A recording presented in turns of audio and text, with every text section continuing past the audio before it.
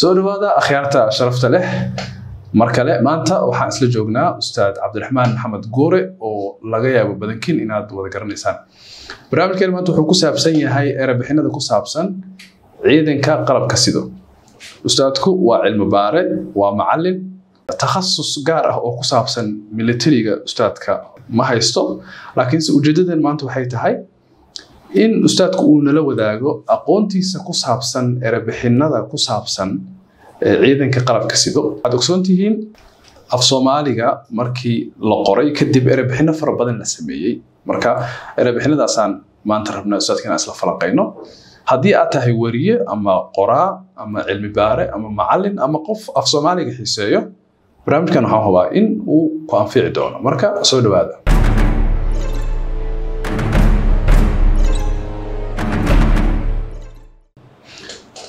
أستاذ عبد الرحمن سودو وادو شاكر أستاذ maanta marka saan ku balansanahay waxaan ka sheekeynaa erebixinada ciidanka qalabka sido ee af Soomaaliga waxa jiro ogsoontahay darajooyin waxa jiro qaybo oo ciidanka leeyahay bal intaanan u gelin erebixinadaasi marka hore waxaad si guud nooga sheekaysaa farqiga u dhaxeeyo ciidanka xooga iyo ciidanka qalabka sido waa shaakir marka la maasan tahay sida aragta aad u sheegtay anigu ma ahi khabiir military laakiin wax badan ka akhriyo ciidamada barnaamijkan waa ku faraxsanahay intii ogaalkayga inaan kula wadaago ciidamada qalabka sida marka la yiraahdo aan ka dhaxgalay sidoo kale dal military waata dal military ilmo waxa la yiraahdaa ilmo serjito serjito waa kelmad Talyaani waa ciidanka military ciidamada qalabka sida marka la yiraahdo caalamka oo dhan galbeed iyo bari waa military annagu waa ka duwanahay ciidamada qalabka sida ee Soomaaliya kuma koobna military oo kaliya ciidanka qalabka sida Soomaaliya waxa kamid ah xoogga dalka oo military ah booliska ciidanka asluubta ama askarta ilaalada xabsiyada askar gaal shiro ciidanka amniga ama sirdoonka ciidanka la dhigi jiray ciidanka nabad sugidda Soomaaliyeed NSS xilliga kacaanka haddana nabad sugidda erayga nisa loo soo gaabshay sirdoonka iyo amniga qaranka miya xataa mar dambe gudoodayaasha lagu darayo ciidamada qalabka sida taas marka ka duwanaanshay noqonaya curfiga ama dhaqanka caalamiga ah in ciidamada qalabka sida ay yihiin militariga hogaankii siyaasiga ee dalka xilligii kacaanka ayaa qaybahaas kala duwan oo dhan ku soo daray ciidamada qalabka sida si shakhsiyan aan u baaray arrintaas saraakiil aan ka wareystayna waxay ii sheegeen in hogaamiyey kacaanka Allah naxariis Maxamed Siyaad Barre ujeedada uu ka lahaa in ciidamada qalabka sida lagu soo daro booliiska iyo nabad sugidda iyo asluubta inay ahayd waxa socday qorshihii diyaarinta dagaalkii xabashadaan la galnay 77 marka qaybaha kala duwan ee ciidamada inay dagaalkaas ay ka qayb galaan iyo ilaalinta xukunka laftigeeda in xogta ciidanka laga helo meelo kala duwan marka su'aasha ay weydiiso ahayd maxay ku kala duwan yihiin militariga ama ciidanka xoogga dalka Soomaaliyeed oo ay ahayd ciidamada qalabka sida inay ku koobnaadaan xoogga dalka oo marka ciidamada qalabka sida caalamiyan furuucay leeyihiin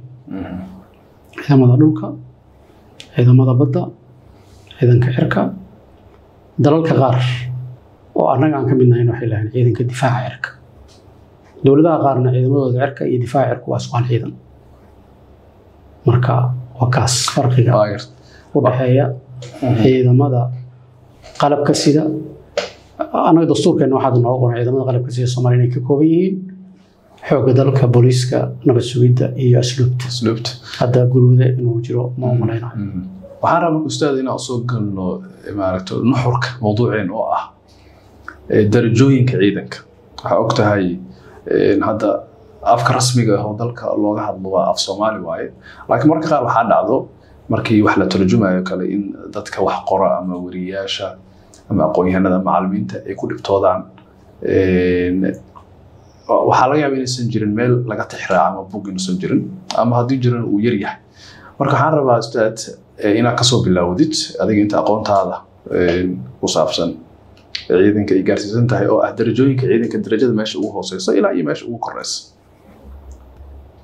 mar kale waxaan ku noqonaynaa waxaan ka hadlaynaa waa ciidamada qalabka sidoo dhan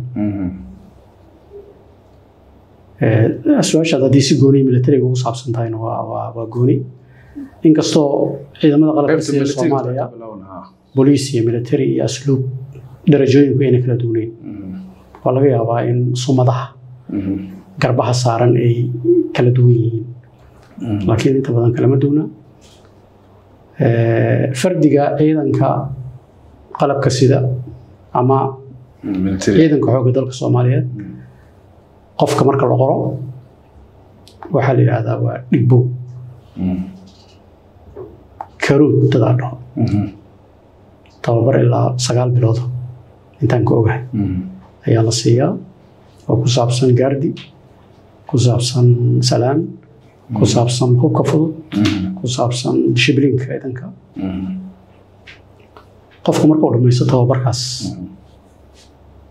jadiidnimada uu ka baxo ama karuudka ama dhibowga wuxuu noqdaa dable xoogga dalka ah marka tababarku dhamaado dadka tababarku dhamaaday waxaa loo qaybiyaa departmentyada ama qaybaha ciidanka ma hubo in la fiiriyo qofku wuxuu jecel yahay laakiin dable waaye waxa ugu horeeya oo qofka ciidanka ahi ama xoogga dalka ahi darajada loogu yeero waa dable wax markaa garbihiisa saaran oo calaamada ma jirto dable wuxuu u dallacaa alifle waxaa ku xiga darajada 2 alifle waxaa ku xiga 3 alifle alifka marka calaamada meesha u alif waa calaamad militariga halkan garabka ay ku xiran tahay sida waxay u dhigan tahay xagal oo kale ama qanso macnaa 2 alif 3 darajooyinku 3 waaye alfaantu waxay ku yihiin 3 alif qofku marka uu 3 alifle ka dalaco waxa uu noqdaa xarigle waa laga yaabaa thaqaafadii talyaaniga oo weli sii dambeysay hatta anuu markii tababarka ciidanka aan galay national service isbatoore in la dhahay waa inspectorki laakiin darajada erebixinta Soomaaliga waa xarigle waa hal xarig oo halkan garabka u saaran qofka booliiska waa ka duwan yahay waxaa la yiraahdaa midle ama kormeero koowaad xarigle darajada ku xigtaa waa 2 xarigle tan ku sii xigtaa waa 3 xarigle ama isbatoore buuxa qofka darajada 3 xarigle markuu yeesho arasanka ururka la dhahaa ururka waxa weeye ninka ugu hooseeya saraakiisha taliye horinka ninka ka hooseeya waa asaga salaanta bixiya riboodka ururkana dhiiba qofku marka darajada 3 xarigle uu noqdo haddii uu dalacaad helo waxaa loo diraa kuliyadda ciidamada halkaasoo tababar layli sarkaal uu ku qaato amba levi official wax la yiraahdo tababarkaas markuu dhamaysto wuxuu xirtaa darajada ugu horeysa sarkaalnimo oo ah xidigle واحد دكشن جيس أو قرب سعر وسكمت بوليس كي ملتري حتى أسلوبته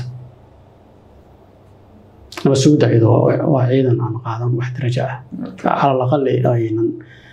لبسان ودرجة قربها صار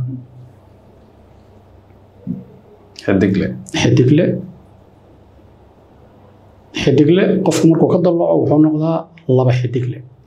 حدقله مركو كدلعه وحو نقدا دمه اما سدح حدقله سدح حدق وي دماتي حدق افراد ما جرتو قف وحو دلعيا غاشان له ايضا هو علامه شبلك صح oo astaanta dalka gaashaanle waxa ku xiga gaashaanle dhexe waxa ku xiga gaashaanle sare qof markuu gaaro ama colonel Soomaalidu cornel ay tiraahdaa qofkii wuxuu u dalacaa darajada sareeye waxa bilaabanaya janan darajada koowaad waa sareeye guuto sumadeedu waa gaashaan iyo 3 xidigood halka korneelku ka gaashaan iyo 2 xidigood gaashaan dhaxo ka gaashaan iyo 1 xidig gaashaan loo ka hal gaashaan sareeye guuto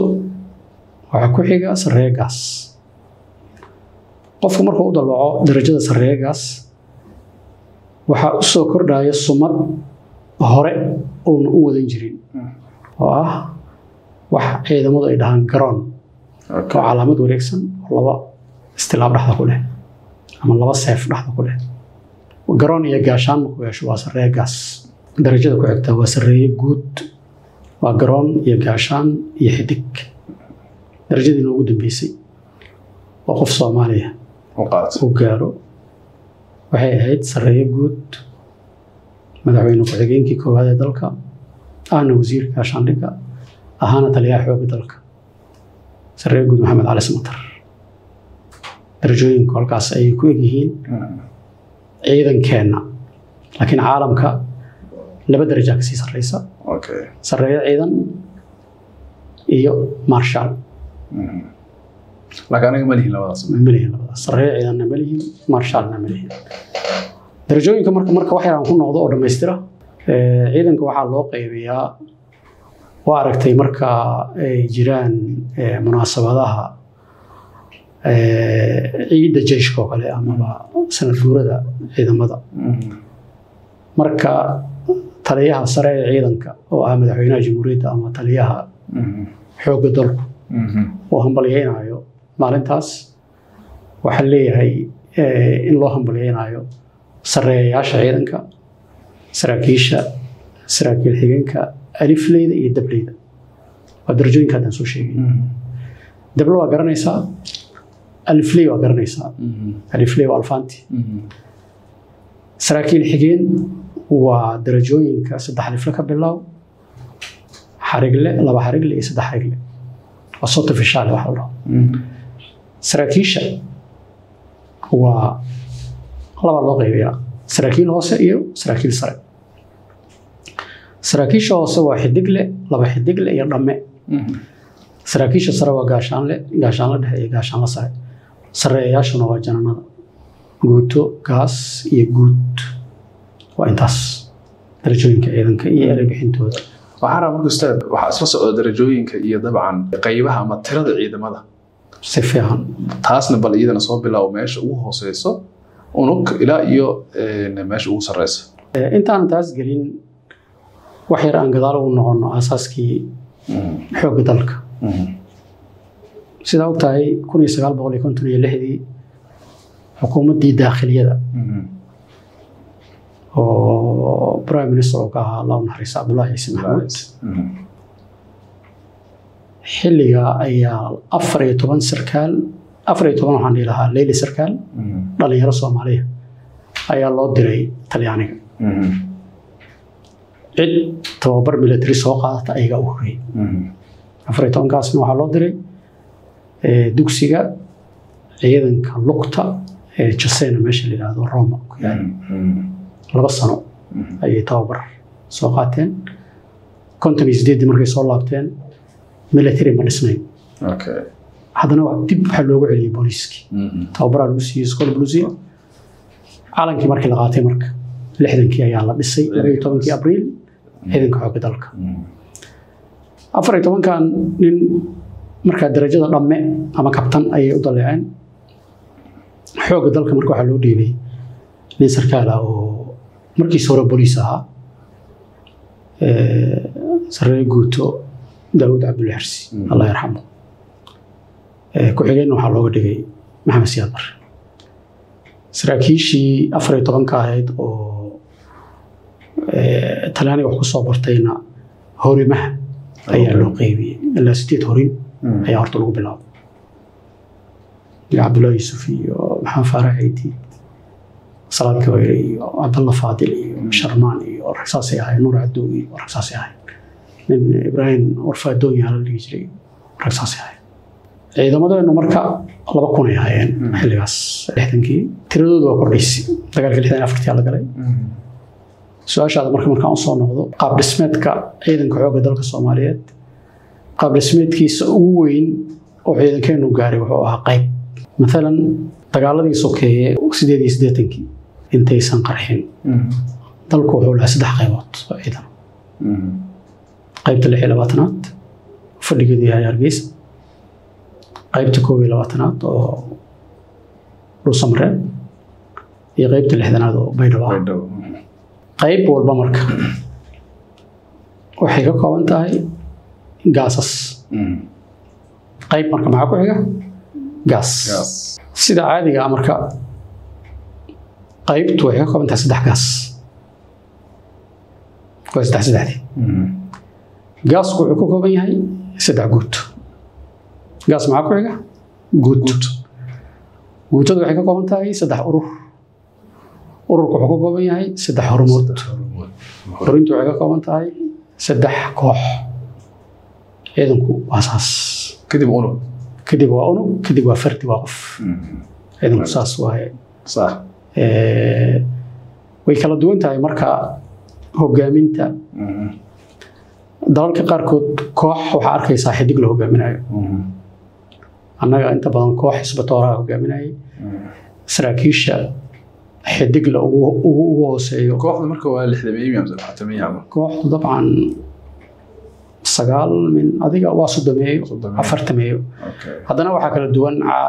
caqiidooyinka ciidanka reer galbeedka iyo reer bariga ama wixii la jiray waata iyo nars iyo tirada haddana ciidanka tirada ciidanka marka qayb gaas guuto urur horin koox unug sidaas ay ahaayeen waxaan ka hadlaynaa waa militariga صح militariga markii dambe oo dagaaladu dhaceen waxaan u maleynayaa haddayna xusuustu ay qaldin in ay tahay 80nadii dhexdoodii qaybihii waa la badiyey tusaale garoowe waxaa laga sameeyey qayb la jiray 54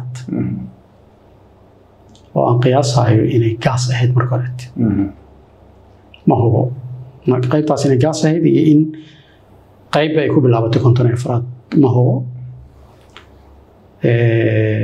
burco gaaskii joogay fadhiyey oo ka tirsanaa 26aad qayb baa laga dhigay 27aad ama ka dagaalada waqooyi bilowdeen xamartan waxaa laga sameeyey qayb la jiray 77aad ama 77 marka qaybahaas ku soo kordhay ciidanka waxaa intaa garab yaala 3 qaybood oo ciidanka Soomaaliya oo 26aad ay u weyneyd tirada tayo 22aad iyo 6aad laba saldhiga jiray oo aan qaybaha ka liidan oo u samaysan sida kulmiska oo kale saldhiga 49 oo fadhigiisu waa Buulaburde iyo saldhiga 43 oo fadhigiisu waa Kismaayo saldhiga Buulaburde waxaa la sheegay in qaybaha ciidanka marka laga reebo cirka iyo badda oo ka koobnaa ciidanka lugta madaafiicda urur taangiya kaydadkii hubka shidaalka logistikadii oo dhan kan Kismaayo kulmis weyn oo hataa badda iyo cirka ay ku jireen labadaas saldhigna waxay ahaayeen laba saldhigo qaybo u dhigma marka guud ahaan dhismaha ciidanka xoogga dalkuna saas oo ogaantii hadda waxaan maqlayaa in ciidankeenu uu leeyahay qaybo مثلا qaybta 22aad qaybta 27aad gaaska ka maqan meesha haddana qaybtii waxa ku xiga guuto guuto afraad guuto shanaad marka guutadii qaybtii wixii u dhaxeeyay oo gaaska meesha ka maqan yahay marka ma aqaan siyaasaddaas loola jeedo tirada oo qaybta waxa dhahday waa saddex gaas halkii gaas meeqa waa qiyaastiisa tirada waxay ku xiran tahay gaasku waa kala duwan yahay gaas infantry miya soo gaas baawur gaashama مثلا ururka taangiga oo kale midaal ma ku soo qaado ururka taangiga waa 30 taangi guutada taangiga waa 9 waa 9 min 3 marka gaaska saasoo marka ay tahay infantryna ka soo qaado ururkiina 400 yahay marka 4 min 3 guutadii inay noqoto